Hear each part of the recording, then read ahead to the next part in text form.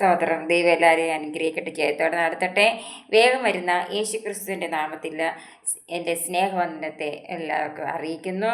എല്ലാവരും ദൈവം അനുഗ്രഹിക്കട്ടെ, ജയത്തോടെ നടത്തട്ടെ. കർത്താവിൻ്റെ കൃപ, കർത്താവിൻ്റെ കരുണ എല്ലാം നമ്മുടെ കൂടെ ഇരുന്ന് നമ്മളെ വഴി നടത്തും. രാത്രിയിൽ നമ്മൾ കിടന്നുറങ്ങി രാവിലെ എണീക്കണമെന്നുണ്ടെങ്കിൽ കർത്താവിൻ്റെ കൃപയുണ്ടെങ്കിൽ മാത്രമേ പറ്റത്തുള്ളൂ.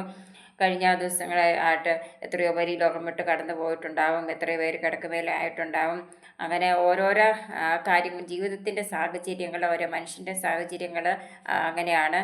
എന്നാൽ ഏത് സാഹചര്യത്തിലും നമുക്ക് കിട്ടുന്ന സമയം നമ്മൾ ബൈബിൾ വായിക്കുകയും പ്രാർത്ഥിക്കുകയും ആരാധിക്കുകയും ചെയ്യണം. എപ്പോഴാണ് നമ്മൾ ഈ ലോകം വിട്ട് കടന്നു പോകുന്നതെന്ന് ആർക്കും പറയാൻ സാധിക്കത്തില്ല. അത് ദൈവത്തിന് മാത്രമേ സാധിക്കത്തുള്ളൂ. ദൈവം തന്ന സമയമാണ് നമുക്ക് ഈ ലോകത്തെ സൃഷ്ടിച്ചത് ദൈവമാണ്. അപ്പോൾ നമുക്ക് ഓരോ ടൈം തരുന്നത് ദൈവമാണ്. അപ്പോൾ ദൈവം തമ്പുരാൻ നമ്മളിൽ നിന്ന് ആഗ്രഹിക്കുന്ന കാര്യങ്ങളുണ്ട്. ബൈബിൾ വായന, പ്രാർത്ഥന, ആരാധന, ദൈവസന്നിധി കടന്നു പോകുക, വചനം വായിക്കുക, മക്കൾ പറയുന്ന വചനം കേൾക്കുക.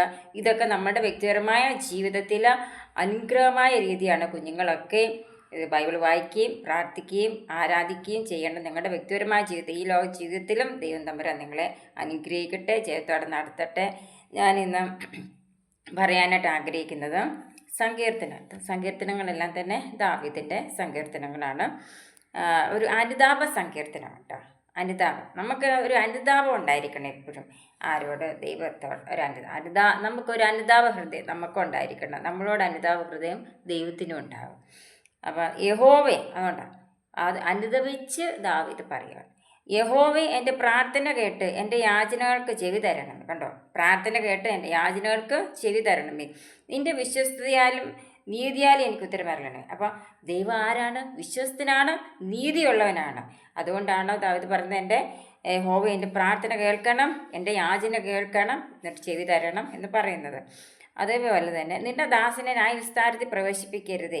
ജീവനുള്ള ഒരു മനുഷ്യനും തിരുസന്നി നീതിമാനാക്കിയില്ലല്ലോ. അപ്പം തെറ്റും കുറ്റും കുറവുകളും ഇല്ലാത്തൊരു ആരുമില്ല ഈ ലോകത്തിൽ.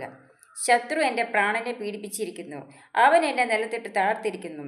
പണ്ടേ മരിച്ചവരെ പോലെ അവൻ എന്നെ ഇരുട്ടിൽ പാർപ്പിച്ചിരിക്കുന്നു.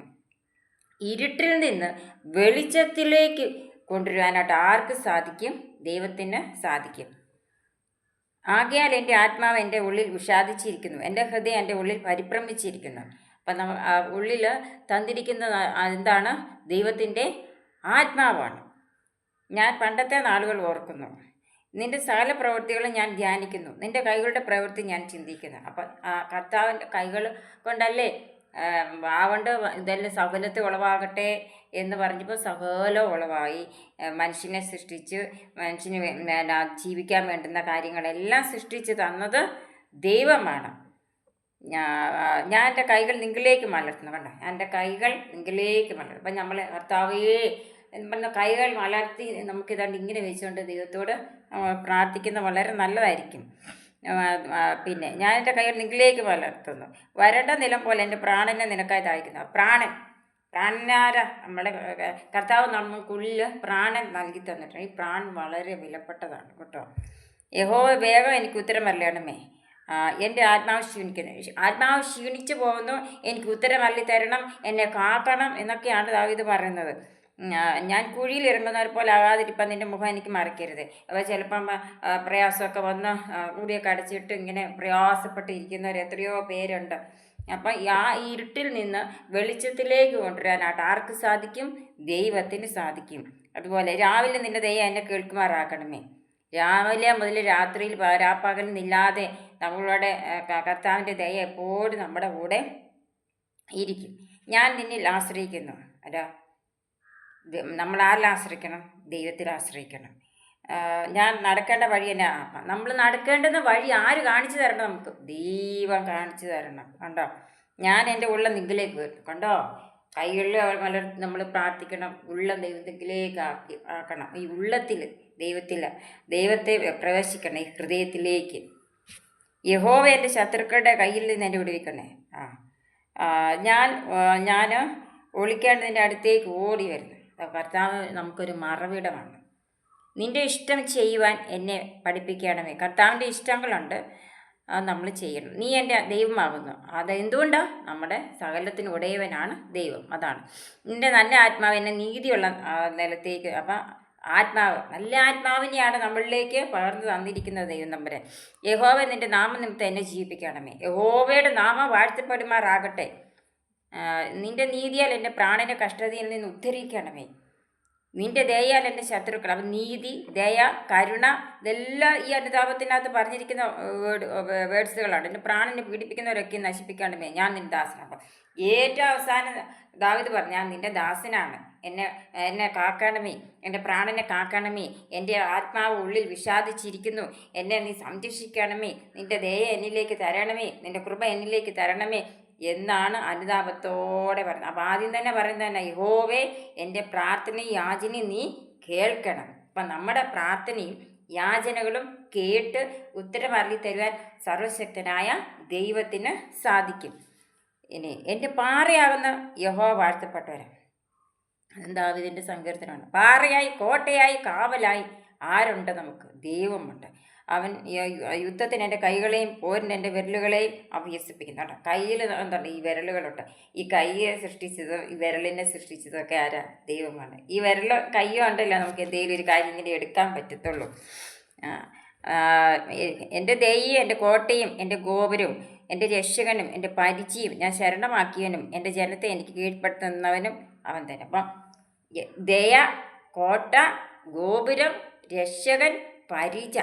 കണ്ടോ? ഇത്രയുള്ള ആളെ ആണ് നമ്മൾ ശരണമാക്കുന്നത്. അതാണ് ദാവീദ് പറയുന്നത്, നമ്മൾ ശരണമാക്കുന്നത്. യഹോവയെ മനുഷ്യനെ നീ ഗണ്യമാക്കുവാൻ അവനെന്ത്? മനുഷ്യപുത്രനെ നീ വിചാരിക്കാൻ അവൻ എന്തുമാത്രം? നമ്മൾ ദൈവത്തിന് എന്തുമാത്രമേ ഉള്ളൂ. ദൈവം ആരാണ്? ദൈവം ഉന്നതനാണ്. മനുഷ്യനൊരു ശ്വാസം, കണ്ടോ? ഒരു ശ്വാസം മാത്രമേ ഉള്ളൂ നമ്മൾ. അവൻ്റെ ആയുഷ്കാലം കടന്നു പോകുന്ന പോലെയാണ്. 70 വയസ്സ് കഴിഞ്ഞാൽ, 80 വയസ്സ് കഴിഞ്ഞാൽ, 90 വയസ്സ് കഴിഞ്ഞാൽ, അല്ലെങ്കിൽ 100 വയസ്സ് കഴിഞ്ഞാൽ അവരുടെയൊക്കെ വ്യക്തിപരമായ ജീവിതത്തിൽ, ശരീരത്തിൽ അനുഭവിക്കുന്ന വിഷമതകൾ അവരോട് ചോദിച്ചാൽ അറിയാൻ പറ്റും. അതാണ്. എന്നാൽ 70 ഏറെയായാൽ 80 എന്നറിഞ്ഞിടുക, അതിൻ പ്രതാപം ദുഃഖം ദുരിതമത്രേ. ആ നാളും വേഗം തീരും, നമ്മൾ പറന്നു പോകും. ഹായത്ര ഭാഗ്യവൻ സ്വർഗീയവാസം മതി. കണ്ടോ? എല്ലാ ഏജുകളും കടന്നു പോയതിന് ശേഷം കർത്താവിൻ്റെ സന്നിധിയിൽ നമ്മൾ ചെല്ലുമ്പം നമ്മളൊരു കൊച്ചു പിള്ളേർ പോലെയാണ്. 100 102 എത്ര ആയുസ് വരെ ജീവിച്ചെന്ന് പറഞ്ഞാലും അത് വലിയ വലിയ ഏജുകളാണ്. 70, 80, 90 എന്നൊക്കെ പറയുന്നത്. പക്ഷെ നമ്മുടെ കർത്താവിൻ്റെ സന്നിധി ചെല്ലുമ്പോൾ ഒരു കുഞ്ഞു പിള്ളേരെ പോലെ തന്നെയാണ്. അപ്പം കർത്താവിനോട് കൂടെ നമുക്ക് എന്നും വസിക്കണ്ടേ, വാഴണ്ടേ? കുഞ്ഞുങ്ങളെ, ദൈവം നിങ്ങൾക്ക് നൽകി തരുന്ന ടൈം സന്തോഷത്തോടെ ദൈവത്തിൽ ആശ്രയിച്ച് ദൈവവചനമൊക്കെ വായിച്ച് പ്രാർത്ഥിച്ച് ആരാധിച്ച് എൻജോയ് ചെയ്ത് നിങ്ങൾ ജീവിക്കുക. ദൈവം നിങ്ങളുടെ ജീവിതത്തിൽ നിങ്ങളെ അനുഗ്രഹിക്കട്ടെ, ജയത്തോടെ നടത്തട്ടെ. മെസ്സേജ് കേട്ട് നിങ്ങൾ ലൈക്ക് ചെയ്യുക, സബ്സ്ക്രൈബ് ചെയ്യുക, ആൻറ്റിക്ക് വേണ്ടി പ്രാർത്ഥിക്കുക, നിങ്ങൾക്ക് വേണ്ടി ഞാനും പ്രാർത്ഥിക്കാം. God bless you.